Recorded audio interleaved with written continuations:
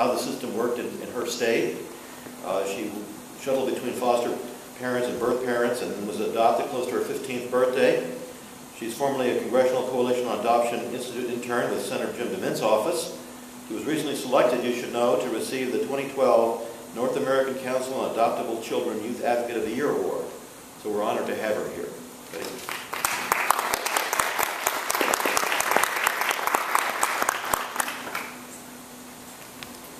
Thank you for coming today, and welcome. Yes, my name is Betty Krupa, and I was adopted from the foster care system. I first entered the system at the age, well, straight from the hospital.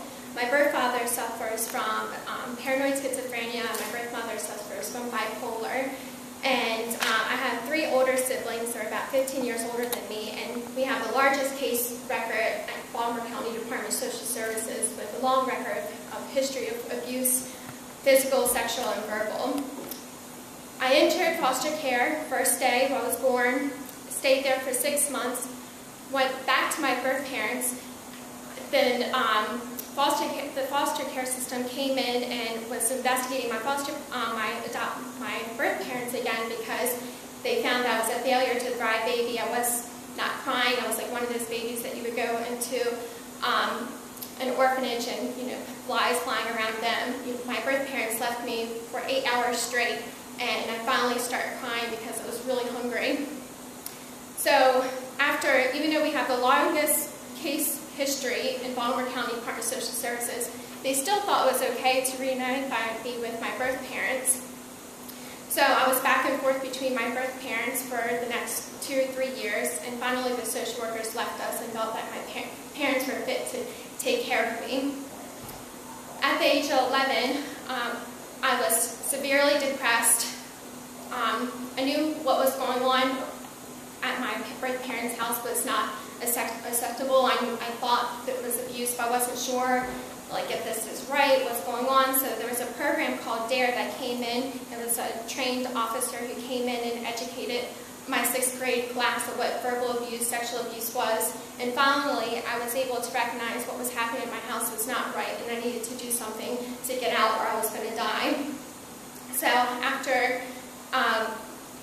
building a relationship with the DARE officer, I came up to her after class one day and I said, I can't take this anymore. This is what's going on at home. Please take me out. If I tell you my story, they're going to literally kill me. Please take me out.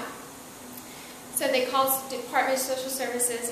A detective came to the school, and I was immediately placed in foster care. The only thing I had on my body was my clothes. I went to a very good foster home.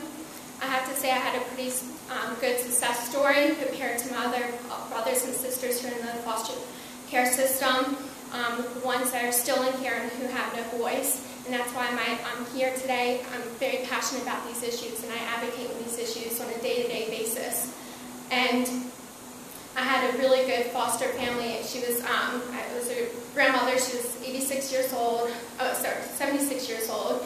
Had over 170 kids in her foster home in a period of 30 years. And she wasn't sure she actually wanted to take me into her care because I was an older child, and there's a lot of negative stereotypes of children, older children in foster care, that they're drugs or they have behavioral problems. But she said that she'll try and take me in and see how it works. Well, it was a successful placement, and we bonded really quickly. I actually had a good social worker compared to my brother, who was 15 years older than me, who had 15 different foster homes, bouncing from social worker to social worker. And he would tell the social worker that the foster parents were abusing him. Nobody would listen to him. He would try to go to court to tell about his experiences, having broken bones, broken ribs, going to the hospital, and nobody would listen to him.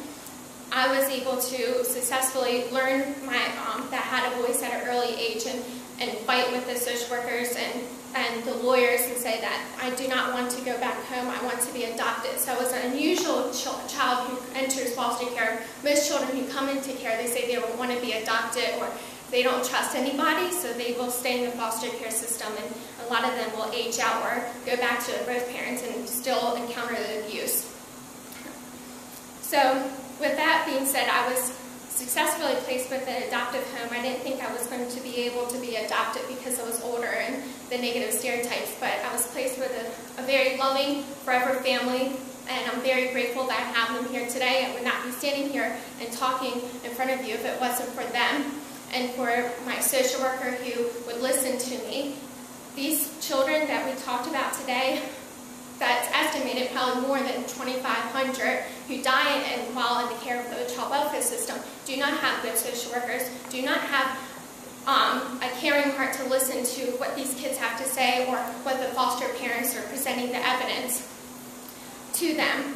One of the stories, we have several constituents who reach out to Senator Lynch's office expressing some of the stories that they've experienced personally in the foster care system.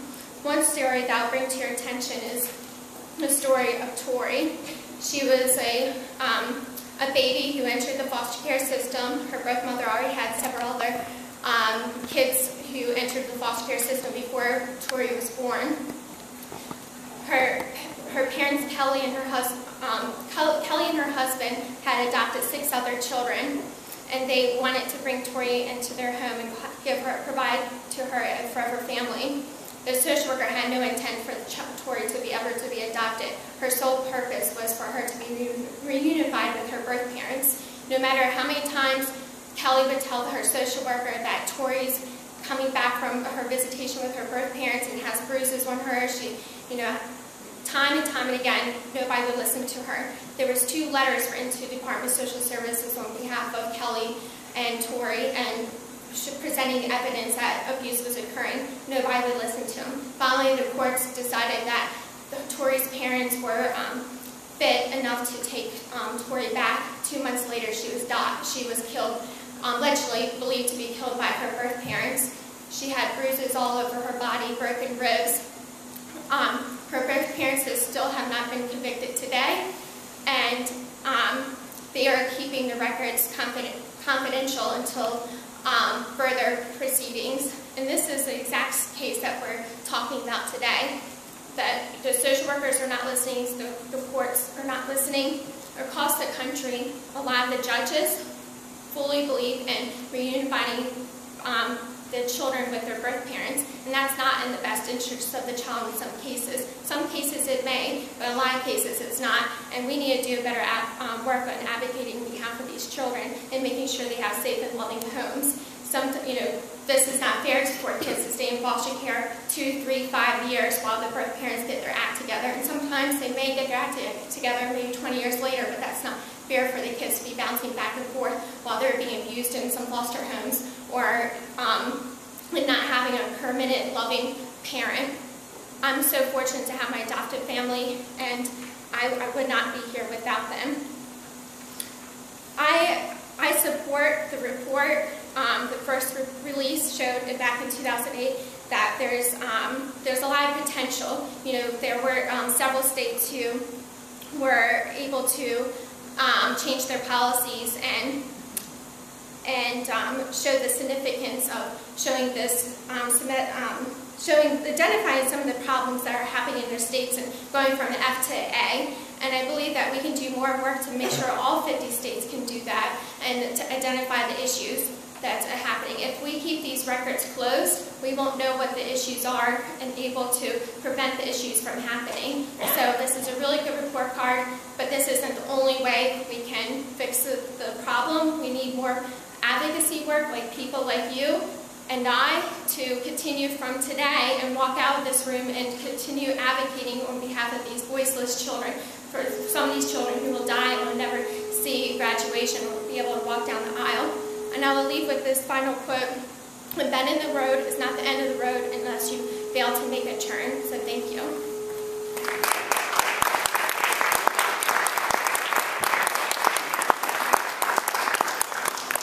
Thank you, Betty. We've represented Kids in Dependency Court for 22 years now at the Children's Advocacy Institute, and this is why. Now we have Danielle Jennings, who is currently the founder and executive director of Blessed Haven, Inc., a Maryland nonprofit organization for youth transitioning out of the foster care system, something Kai spends a lot of time working on, that transition from when you emancipate at 18, or now slightly later perhaps in some states depending, into adulthood? Are you going to be self-sufficient? Do you have a chance? And what are the barriers? And how much help do you get? That's a sore point for Kai. We've worked very hard on that issue, and Danielle's an expert on it. She's been helping foster youth to access resources across the U.S.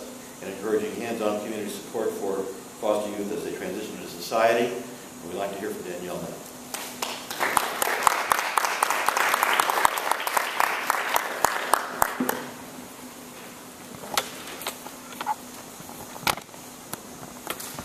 Thank you, Bob.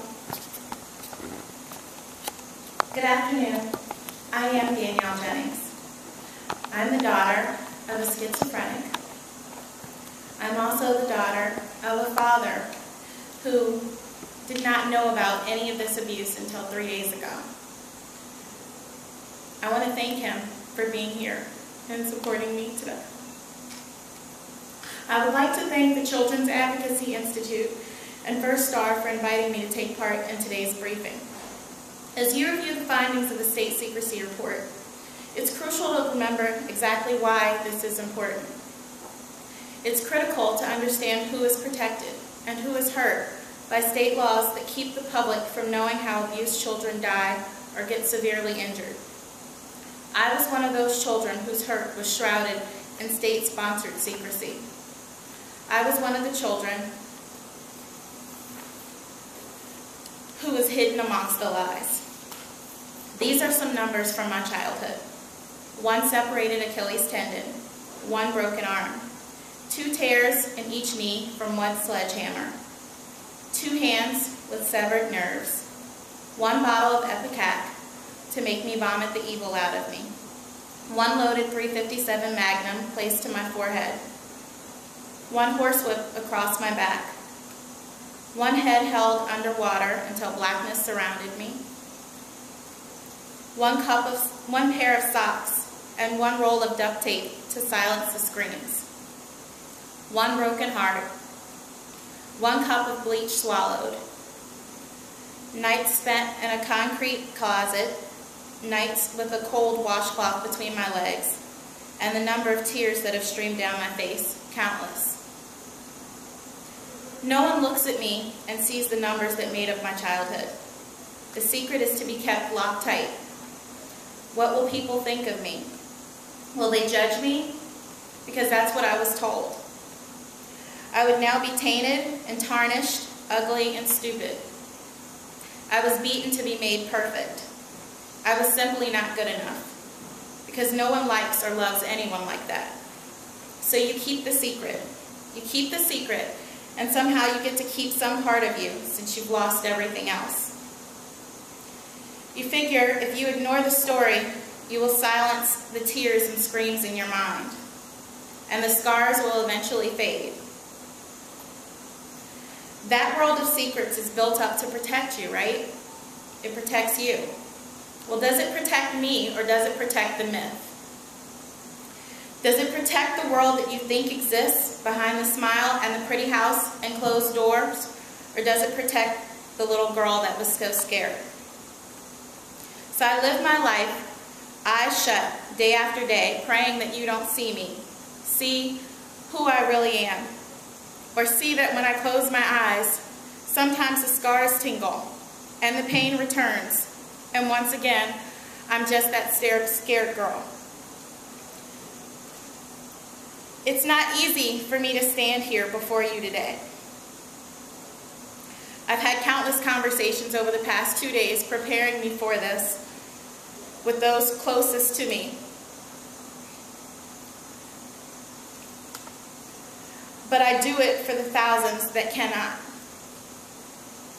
I had a brother who was in the home with me, who actually changed his entire name as soon as we were placed in care. He was adopted, and I was never angry at him for it because he had a chance to start over. I was older, so I just had to deal with it. Here's another number that's especially relevant to the report we are unveiling today. 120 child abuse and neglect reports that were filed on my mother and stepfather. Not one time did they take me with them. Not one time did they really look at me and see how scared I was and that I couldn't have been telling the truth. And yet, perhaps, the most astounding number of all is that in the face of all this, it was 365 days and 1 year before the state of Maryland declared me a child in need of assistance, removed me from the nightmare of my mother's custody, and placed me in foster care. A home in which I still endured physical abuse. But at least I wasn't raped night after night. And at least I didn't think that it would be better if I didn't wake up. Clearly, I've just described a child welfare system that was terribly broken, unable or unwilling to protect me despite overwhelming evidence of severe abuse. Is this system better now? Well, because of Maryland's substandard child abuse and neglect public disclosure laws, it's hard to know whether the flaws that allowed my abuse to continue on and on are still in place.